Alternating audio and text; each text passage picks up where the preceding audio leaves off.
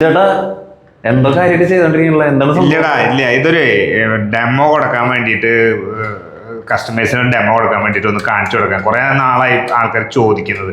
മനസ്സിലാവില്ല എന്താണ് പറയണേന്ന്. സ്വിച്ചസ് എങ്ങനെയാണ് നമുക്ക് പ്രവർത്തിക്കുക, അല്ലെങ്കിൽ അതിന്റെ അഡ്വാൻറ്റേജസ് എന്താണെന്നാണ് ഞാൻ അവർക്ക് കാണിച്ചു കൊടുക്കാൻ ഉദ്ദേശിക്കുന്നത്.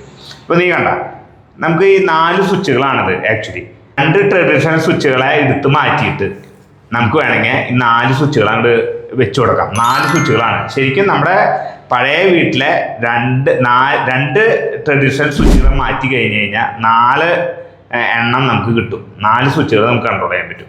അത് കാണിക്കാൻ വേണ്ടിയിട്ടാണ് ഈ 4 ബൾബുകളൊക്കെ ആയിട്ട് ഞാൻ വന്നിരിക്കുന്നത്.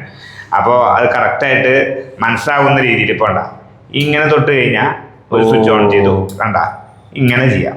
ഇനി കുറച്ചും കൂടി എൽഡേഴ്സിന് എന്ന് പറഞ്ഞാൽ കുറച്ച് വയസ്സായവർക്ക് വോയിസ് കൊണ്ട് പറയാം. ഇതിപ്പോ വോയിസ് എനേബിൾഡ് ആണ്, അത് കാണിച്ചു തരാം. ഇപ്പൊ നമുക്ക് ഈ സ്വിച്ച് കൊണ്ട് ഇത് ഓഫ് ചെയ്യാം. റിമോട്ട് കൊണ്ട് നമുക്ക് ചെയ്യാം.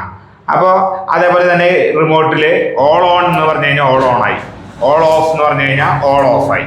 കണ്ട, ഇങ്ങനത്തെ സ്വിച്ചുകളുണ്ട്, ഡെഡിക്കേറ്റഡ് സ്വിച്ചുകളുണ്ട്. അതേപോലെ നമുക്ക് വോയിസ് കൊണ്ട് പറയാം. ഇപ്പൊ അവിടെ ഞാൻ Alexa fix ചെയ്തിട്ടുണ്ടേ.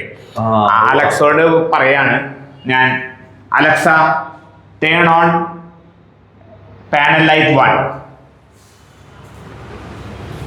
Okay. Oh. Alexa, turn on touch panel.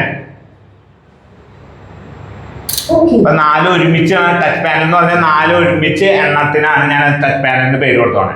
Alexa turn off touch panel 3.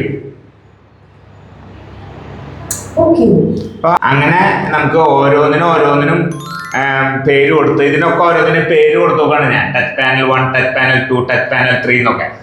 അപ്പൊ ഒരുമിച്ച് ഓഫ് ചെയ്യണമെങ്കിൽ ഒരുമിച്ച് ഓഫ് ചെയ്യാം. പിന്നെ ഇതില് നമുക്ക് ഷെഡ്യൂൾ വെക്കാം. എന്ന് പറഞ്ഞാൽ 3 മണി തൊട്ട് 6 മണി വരെ, അങ്ങനെ പല ഗ്രൂപ്പ് ചെയ്യാം. അങ്ങനെ കുറെ കാര്യങ്ങൾ ചെയ്യാം. 2 എണ്ണം മാത്രം വർക്ക് ചെയ്യിപ്പിക്കാം.